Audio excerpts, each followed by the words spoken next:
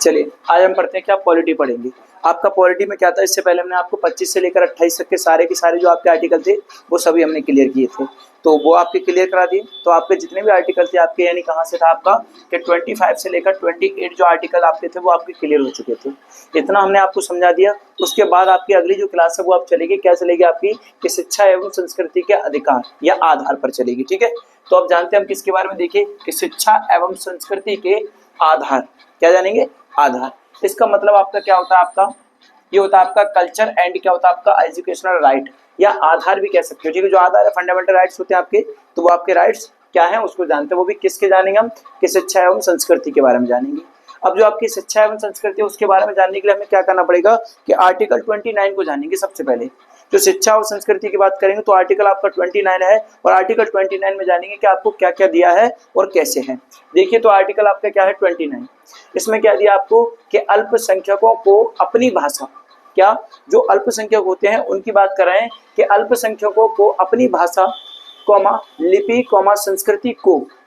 संस्कृति को क्या करना है, संरक्षित करने का अधिकार है। क्या है आपका अधिकार है। ठीक है, अगर कोई आपसे पूछे कि शिक्षा एवं संस्कृति के आधार पर यानी क्या है, तो आर्टिकल बताइए आप 29, और उनसे कह दीजिए कि जो आपका अल्पसंख्यक लोग होते हैं, अल्पसंख्यक वर्ग के लोग होते हैं, उनको क्या आपका अधिकार है, कि लिपि संस्कृति को संरक्षित करने का क्या है उनको अधिकार है।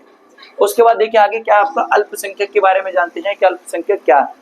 तो अल्पसंख्यक लिखा है, यहाँ पे लिखा हमने कि भारत के संविधान में क्या, भारत के संविधान में अल्पसंख्यक को परिभाषित नहीं किया गया है। ठीक है, कोई आपसे पूछे ये बताइए कि अल्पसंख्यक को परिभाषित किया है या नहीं है, तो आप साफ कह सकते हो कि भारत के संविधान में अल्पसंख्यक को परिभाषित नहीं किया है। ठीक है, उसके बाद देखिए क्या आपका एससी, इस एससी में क्या आपका कि टीएम पाईवाद, क्या है टीएम पाईवाद। और आपके लिए क्वेश्चन है कि आप टीएम पाईवाद का जो फुल फॉर्म होता है किसका, टीएम का, ये क्या होता है इसके बारे में बताइए। ठीक है, अब देखते हैं हम क्या देख रहे हैं यहाँ पे कि एससी टीएम पाईवाद, वो भी 2002 की बात करेंगे, किसकी करेंगे 2002 यानी 2002 की बात करेंगे। इसमें देखिए क्या है आपका, कि जो आपका जनसंख्यक है वो कितना परसेंट है आपका, कि जनसंख्यक जो है वो आपका कितना 50% यानी कि 50% है। ठीक है, उसमें क्या आपके 6 धर्म है, कितने धर्म है आपके 6 धर्म है। और वो 6 धर्म आपके कौन से हैं आपके, देखिए कि पहला आपका मुस्लिम, दूसरा आपका सिख, और तीसरा आपका ईसाई, और चौथा आपका क्या है जैन, और पांचवा कौन सा आपका बौद्ध, और जो आपका छठवां है वो क्या आपका पारसी, क्या है पारसी, या कह सकते हो क्या पासरी, क्या है पासिस कह सकते हो। ठीक है, ये गलत लिख गया थोड़ा, ये क्या है आपका छठवां धर्म पासरी, क्या है आपका पासरी। ठीक है, ये आपका हो गया। अब इसके बाद देखिए जो आपका हिंदू है वो कितने परसेंट दिया आपको, कि 79.80% दिया है। ठीक है, तो आपको क्या जानना है, कोई आपसे अगर पूछता है कि ये बताइए कि एससी में जो आपका टीएम पाईवाद है वो कब हुआ, कि 2002 में हुआ था। उसमें क्या था आपका, कि जो आपकी जनसंख्या थी वो कितनी परसेंट थी आपकी 50% की बात हुई थी। उसमें आपके कितने धर्म थे आप बताओगे, आपके उसमें 6 धर्म थे, और वो जो 6 धर्म है आपके उनके हमने नाम यहाँ पे लिख दिए हैं। आपसे पूछे जो आपका हिंदू का परसेंटेज है वो कितना आपका, कि 79 कितना आपका 80% है, कितना है 79.80% आपका क्या है रेशियो, यानी इतना परसेंट कौन है आपका हिंदू का परसेंटेज है। उसके बाद देखिए आपका एक नोट पॉइंट दिया है यहाँ पे, कि अल्पसंख्यकों को राष्ट्र आधार पर, क्या जो आपके अल्पसंख्यक हैं उनको राष्ट्र के आधार पर परिभाषित किया गया है। ठीक है, जो अल्पसंख्यक है उनको किसके आधार पर परिभाषित किया है, कि राष्ट्र के आधार पर परिभाषित किया गया है। अब देखिए आर्टिकल देखते हैं क्या 29 का बी देखते हैं। ठीक है, आर्टिकल अभी हमने 29 का ए देखा है, अब आप 29 का बी देखोगे। इसमें क्या दिया आपको, कि राज्य द्वारा क्या है आपका पोषित, राज्य द्वारा पोषित किसी भी संख्या में अल्पसंख्यक क्या है आपके, उनको देखना है कि किसी भी द्वारा यानी किसी राज्य द्वारा आपको क्या करना है, कि पोषित जो आपके अल्पसंख्यक है उनके बारे में जानना है। तो देखिए क्या क्या है उनके पास, कि भाषा, जाति, धर्म, वर्ग, इनके आधार पर क्या करेंगे, कि भेदभाव नहीं किया जाएगा। ठीक है, आपसे आर्टिकल जो आपका बी होता है वो आपसे साफ साफ कहता है कि जो आपके अल्पसंख्यक के लोग हैं उनके साथ में क्या करेंगे, कि भाषा, जाति, धर्म, वर्ग और लिंग, इनके आधार पर उन पर कोई भी भेदभाव नहीं किया जाएगा। ठीक है, वो सार्वजनिक स्थान पर जा सकते हैं, बैठ सकते हैं, खा सकते हैं, जो भी उनको करना है जा सकते हैं, उनमें कोई भी भेदभाव नहीं करेंगे। तो यहाँ इसीलिए लिखा है कि आपका राज्य द्वारा पोषित क्या है आपका किसी भी संस्थान में, क्या संस्थान में, अब संस्थान आपका कुछ भी हो, हॉस्पिटल्स हो सकता है आपका, स्कूल हो सकता है आपका, ठीक है। ऐसे करके जो आपके पार्क वगैरह होते हैं ये हो सकते हैं। तो इनमें क्या करना है कि जो आपके अल्पसंख्यक के लोग होंगे उनसे हम कोई भेदभाव नहीं करेंगे, ना जाति के आधार पर करेंगे, ना भेष के आधार, ना भाषा के आधार पर, ना वर्ग के आधार पर, इन सभी आधार पर क्या करेंगे, उनसे कोई भेदभाव नहीं करेगा। उसके बाद देखते हैं जो आपका लिंग की बात करें, जैसे लिंग में क्या था आपका, जैसे महिला विद्यालय, आपका पुरुष विद्यालय, ईटीसी। यानी अगर मान लो कोई भी अगर आपका अल्पसंख्यक लोग है तो आप कहो कि आप विद्यालय यानी महिला विद्यालय में नहीं जा सकते या पुरुष विद्यालय में नहीं जा सकते, तो ऐसा कुछ नहीं है, उनसे कोई भेदभाव नहीं करेंगे, उनको जहां जाना है वो जा सकते हैं। अगला आर्टिकल आपका 30 आता है। आर्टिकल 30 में क्या है देखिए कि अल्पसंख्यकों को अपनी पसंद के शिक्षण संस्थान, ठीक है, संस्थान खोलने और चलाने का अधिकार है, ठीक है। अगर कोई कहे कि अल्पसंख्यक को ये काम नहीं करना चाहिए, वो काम नहीं करना चाहिए, तो ऐसा कुछ नहीं है। आर्टिकल आपका 30 आपको अधिकार देता है कि जो आपके अल्पसंख्यक के लोग होते हैं वो अपना मन पसंद क्या कर सकते हैं कि शिक्षण संस्थान और खोलना और चला सकते हैं, ठीक है। क्या कर सकते हैं कि अल्पसंख्यक के वर्ग के जो लोग होते हैं वो अपने पसंद का क्या कर सकते हैं, जो भी कार्य उनको करना है वो कर सकते हैं। जैसे कि आपका शिक्षा का संस्थान होता है उसे खोल सकते हैं और चलाने का अधिकार उनको प्राप्त है। उसके बाद देखिए क्या आता है आपका कि अल्पसंख्यक समुदायों को सामान्यतः क्या करना है कि 3 वर्गों में बांटा गया है। जो आपका अल्पसंख्यक समुदाय है उसको क्या किया आपको कि 3 वर्गों में या 3 भागों में आपको बांटा गया है। कौन से भाग है आपके, देखिए पहला भाग है आपका, दूसरा और तीसरा, ठीक है।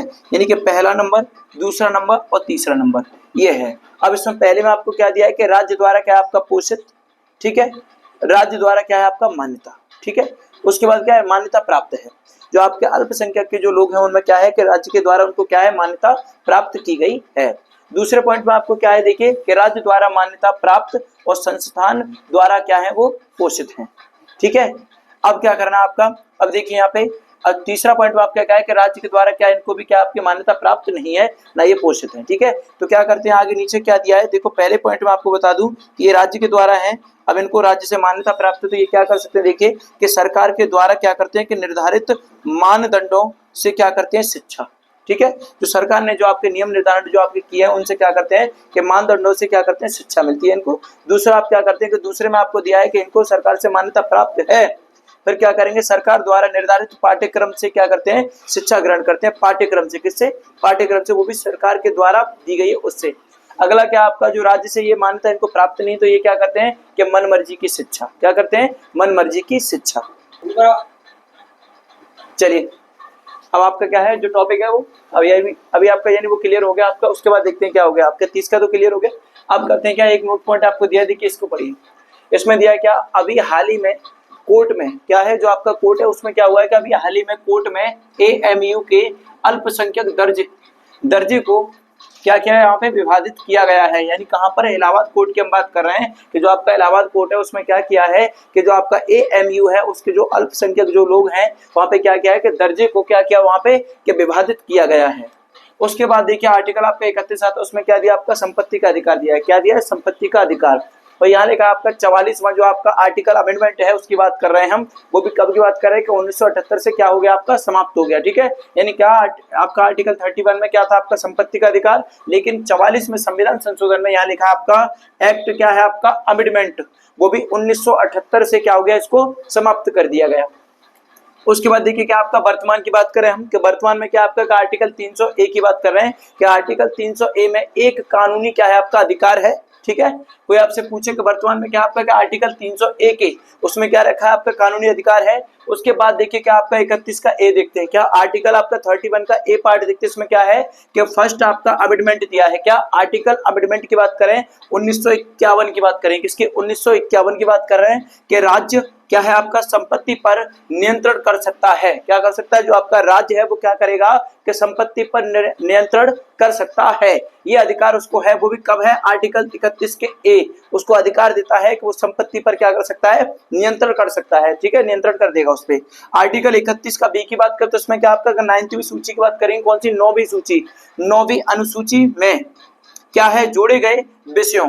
अब जो आपकी 9वीं अनुसूची उसमें कुछ विषय जोड़े गए हैं उनको जानेंगे। उसके बाद देखिए क्या आपका नोट पॉइंट में क्या है कि वर्तमान में 9वीं अनुसूची में डाले गए विषयों का क्या है आपका JR किया जा सकता है। दूसरा क्या है कि केशवानंद भारती बाद 1973 में क्या हुआ आपका उसको जानते हैं कि कह रहा है आपसे कि केशवानंद भारती बाद 1973। इसमें दिया आपका जो आर्टिकल 31 है आपका आर्टिकल 31 का C उसमें क्या दिया आपको कि 25 आर्टिकल अमेंडमेंट बात करें तो 1971 की बात कर रहे हैं, ठीक है 1971। आपसे कोई पूछे जो आपका केशवानंद भारतीयवाद है वो कब था, क्या पता आपको 1973 में, ठीक है। आर्टिकल अगर आप बात करो आर्टिकल सी में आपको क्या दिया कि 24 यानी 25वां क्या दिया आपको, संविधान संशोधन, उसको बोलते हैं आर्टिकल अमेंडमेंट, वो भी 1971 की बात कर रहे हैं। अब हम पढ़ेंगे वो क्या है आपका संवैधानिक उपचारों का क्या है अधिकार, जो आपके संवैधानिक उपचार है उनका अधिकार है वो कहाँ है, कैसे किस आर्टिकल में, उसको जानेंगे। देखिए आर्टिकल आपका 32 आपसे क्या अनुमति देता है कि डॉक्टर बी आर अम्बेडकर की बात कर रहे हैं, क्या कि डॉक्टर बी आर अम्बेडकर ये क्या थे, संविधान की आत्मा कहा जाता है इनको, क्या कहा जाता है, संविधान की आत्मा कहते हैं आर्टिकल 32 में, ठीक है। आर्टिकल 32 में क्या कहते हैं, जो आपके जो डॉक्टर बी आर अम्बेडकर थे, भीमराव अम्बेडकर, उनको क्या बोलते हैं कि संविधान की आत्मा कहा जाता है। उसके बाद में आपका क्या है कि FR यानी कि फंडामेंटल राइट्स का रक्षक, वो क्या है आपका कि SC यानी कि सुप्रीम कोर्ट बात कर रहे हैं सुप्रीम कोर्ट की कि SC जो आर्टिकल आपका है वो 32 है, क्या है आपका 32 का A, उसमें क्या है आपका कि फंडामेंटल का रक्षक, ठीक है, अपने अधिकारों की रक्षा के लिए आर्टिकल आपको दिया कौन सा 32। अब इसमें बात करते हैं कि आर्टिकल जो आपका 32 है उसका पार्ट 2 देखते हैं। पहला पार्ट में क्या आपको क्या अपने फंडामेंटल राइट्स यानी कि अपने अधिकारों का रक्षक, उसके बाद जो आपका आर्टिकल यानी 32 है उसका सेकंड की बात करें तो इसमें दिया आपको SC, क्या SC यानी कि सुप्रीम कोर्ट दिया है।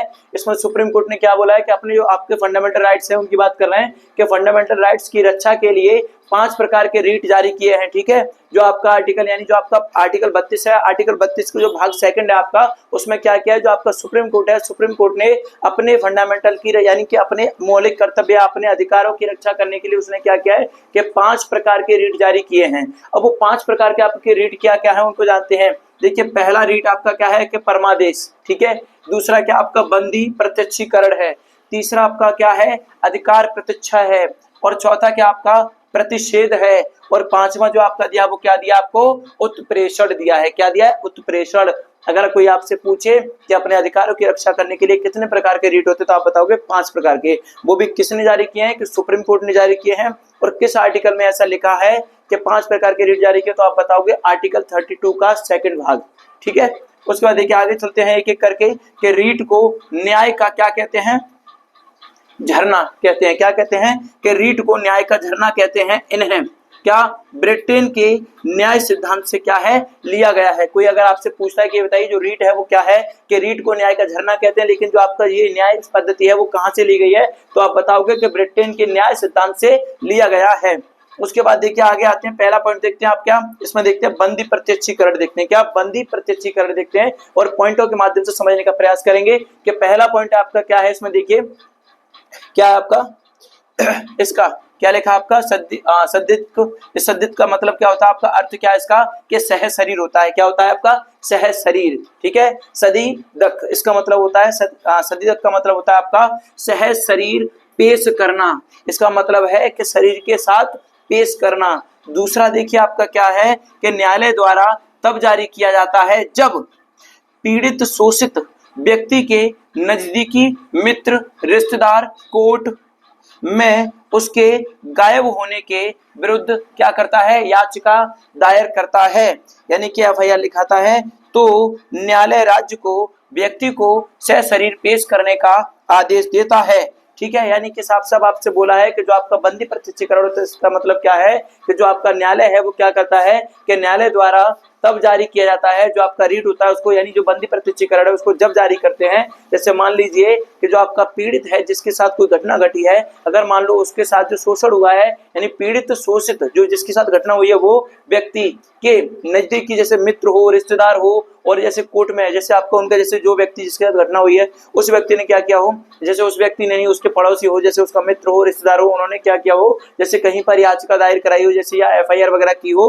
तो वहां का जो आपका राज्य है जो आपका प्रशासन है वो क्या करेगा, जो न्यायालय है वो न्यायालय क्या करेगा कि व्यक्ति को सशरीर पेश करने का क्या करता है आदेश जारी करता है। उसके बाद क्या करते हैं जिस व्यक्ति ने अपराध किया उसको सशरीर क्या करते हैं वहां पे उसको लाकर खड़ा करते हैं, तब उसको बरी मतलब सामने पेश किया जाता है। उसके बाद देखिए क्या आपका राज्य प्लस क्या है व्यक्ति के विरुद्ध, ये जो अधिकार है वो किसका जो बंदी प्रत्यक्ष वो किसके है राज्य प्लस जो आपका व्यक्ति है उसके दोनों के विरुद्ध में ये लागू होता है। देखिए अब क्या आपका पहला हो गया आपका क्या बंदनी वो वंशीकरण वाला हो गया, दूसरा आपका क्या परमादेश वाला है। देखिए अब दूसरा आपका जो आपके 5 आपके रीट जारी किए उसमें से पहला रीट आपका कंप्लीट, दूसरा रीट आपका क्या परमादेश। इसमें किस किस के आदेश आपका देखिए कि पहला आपका शाब्दिक अर्थ का मतलब होता है सर्वोच्च आदेश, क्या होता है सर्वोच्च आदेश।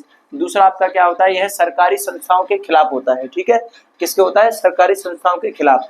तीसरा आपका क्या होता है कि एससी यानी कि सुप्रीम कोर्ट होता है कि सुप्रीम कोर्ट किसी कार्य को करने के लिए क्या करता है आदेश जारी करता है। अगला क्या होता है आपका प्रेस एंड प्रेस और गवर्नमेंट, क्या प्रेस और गवर्नमेंट के खिलाफ, ठीक है, किसके खिलाफ प्रेस और गवर्नमेंट के खिलाफ, ठीक है। उसके बाद आपका तीसरा क्या आपका अधिकार प्रेच्छा, क्या है अधिकार प्रेच्छा, इसमें क्या आपका पोस्टमार्टम। अगला क्या आपका शाब्दिक अर्थ का मतलब है किसी अधिकार से, ठीक है, किसी भी अधिकार से। अगला क्या आपका जब कोई राज्य का कर्मचारी अपने अधिकार क्षेत्र से बाहर जाकर कार्य करता है तो उसके खिलाफ यह रीट जारी की जा सकती है, ठीक है। यानी क्या कह रहा है आपसे, जो आपका अधिकार परीक्षा है उसमें क्या कर सकते हो कि जैसे मान ले इसका मतलब है किसी अधिकार से, ठीक है। अब ये कह रहा है कि जब कोई राज्य का आपका कर्मचारी हो और वो कर्मचारी क्या करे कि जो उसका अधिकार क्षेत्र है और अपने अधिकार क्षेत्र से बाहर कार्य करता है, जो इसका अधिकार में नहीं आता उसको कार्य करता, तो क्या करेंगे, तो हम इस रीट को उसके लिए जारी कर सकते हैं, ठीक है, ध्यान रखना इसको जारी कर सकते हैं। चौथा पॉइंट आपका क्या है प्रतिषेध, इसका मतलब क्या होता है आपका कि एससी से लेकर हाई कोर्ट की बात कर रहे हैं, किसकी सुप्रीम कोर्ट से हाई कोर्ट, इसमें क्या होता है जस्ट स्टॉप होता है, ठीक है। ये होता है आपका प्रेषण, क्या होता है प्रेक्षण। अब इसमें क्या होता है आपका प्रतिक्षण में, इसमें क्या होता है आपका कि सुप्रीम कोर्ट से लेकर हाई कोर्ट की बात करें, लेकिन इसमें क्या होता है आपका जस्ट स्टॉप और क्या होता है आपका ट्रांसफर होता है, ठीक है। यानी अगर कोई आपसे बात करे जो आपका प्रतिषेध होता है उसमें क्या होता है सुप्रीम कोर्ट से, इसमें होता है हाई कोर्ट में, तो ये क्या होता है आपका जस्ट स्टॉप हो जाता है। और जो आपका क्या होता है प्रेक्षण क्या होता है उत्प्रेक्षण, क्या होता है उत्प्रेक्षण, उत्प्रेक्षण का मतलब होता है आपका ट्रांसफर, ठीक है, क्या होता है ट्रांसफर, वो भी कहाँ से सुप्रीम कोर्ट से हाई कोर्ट में, ठीक है। यानी कोई भी जैसे रीट जारी की है और वो रीट आपकी सुनवाई नहीं हो रही है तो आपका सुप्रीम कोर्ट, यानी जैसे प्रतिषेध का मतलब होता है कि सुप्रीम कोर्ट उसको स्टॉप करेगा हाई कोर्ट में, ठीक है। और इसमें क्या होगा आपका जो आपका होता है उत्प्रेक्षण, इसमें क्या होता है कि सुप्रीम कोर्ट उसको ट्रांसफर करता है कहाँ के लिए हाई कोर्ट के लिए। तो इसमें क्या है कि ये होता है आपका अधीनस्थ न्याय के लेख, और ये होता है आपका क्या पूर्णतः सूचित कीजिए, ठीक है, यानी पूरी तरह से क्या करता है उसमें सुनिश्चित करता है। उसके बाद आर्टिकल, अगर मैं आर्टिकल 32 के 3 की बात करूं तो इसमें क्या आपका कि संसद एससी, यानी ये साफ साफ कह रहा है कि संसद आपका क्या करते हैं कि संसद सुप्रीम कोर्ट के रीट क्षेत्राधिकार में वृद्धि कर सकता है, ठीक है। जो आपका संसद है वो क्या कर सकता है कि सुप्रीम कोर्ट के रीट क्षेत्राधिकार में वृद्धि कर सकता है, कमी नहीं कर सकता, ठीक है, यानी कि वृद्धि कर सकता है लेकिन कमी नहीं कर सकता। आर्टिकल आपका 33 आपसे कहता है क्या कि संसद सेना IVRAW आदि में क्या करता है कार्य करने वाले लोगों के जो आपके अधिकार होते हैं फंडामेंटल राइट्स को क्या करता है कम कर सकता है, ठीक है। यानी क्या है जो संसद है वो सेना में IVRAW आदि के जो कार्य करने वाले जो आपके लोग होते हैं उनके जो राइट्स होते हैं उनको क्या कर सकता है कम कर सकता है। और वही यहाँ पे लिखा है किस किस को कम कर सकता है, RAW को, सेना को, IB को और पुलिस, इनके जो राइट्स होते हैं उनको क्या कर सकता है कम कर सकता है, ठीक है। अगला क्या आपका आर्टिकल 34 यानी कि 34 के जिन क्षेत्रों में सैन्य कानून लागू होता है वहां क्या होता है कि फंडामेंटल राइट्स क्या हो जाते हैं आपके कम कर सकता है। उसके बाद देखिए आपका क्या दिया यहाँ पे PA, क्या है आपका AFSPA, इसका मतलब होता है आपका क्या आर्मिड फोर्सेस स्पेशल क्या होती है आपकी पावर एक्ट होता है, ठीक है, क्या होता है पावर एक्ट। इसमें क्या आपका कि ये मणिपुर जम्मू एंड कश्मीर की बात की है इसमें, ठीक है, यहाँ पर। अब आर्टिकल आपका क्या कहता है 35 जो है उसमें क्या दिया आपको कि जो आपके फंडामेंटल राइट्स हैं में संशोधन की शक्ति सिर्फ भारत के संसद में है और किसी में नहीं है, ठीक है। कहाँ पर है, भारत के संसद में है, वो भी क्या है आपकी कि जो आपके राइट्स हैं उनके संशोधन की जो शक्ति है सिर्फ कहाँ पर है, भारत में है। जैसे आपके आर्टिकल कौन सी की बात करें 15, 16, 19 और 30 की बात करें तो इसमें क्या होगा आपका ऑल इंडिया सिटीजन्स की बात करें। उसका जो आपका एक्ट है इसमें बात करें तो आर्टिकल आपका 14, 17, 18, 20, 21, 22, 23, 24, 25, 26, 27 और 28 जो उसमें क्या है आपका नागरिक प्लस गैर नागरिक की बात कर रहे हैं इसमें, ठीक है। उसके बाद आपका क्या है राष्ट्रीय आपातकालीन में क्या है आपका आर्टिकल 352 में दिया आपको, इसमें क्या आपका आर्टिकल जो आपका 20 और 21 को छोड़कर सभी को निलंबित कर सकते हैं, ठीक है, निलंबित करते हैं।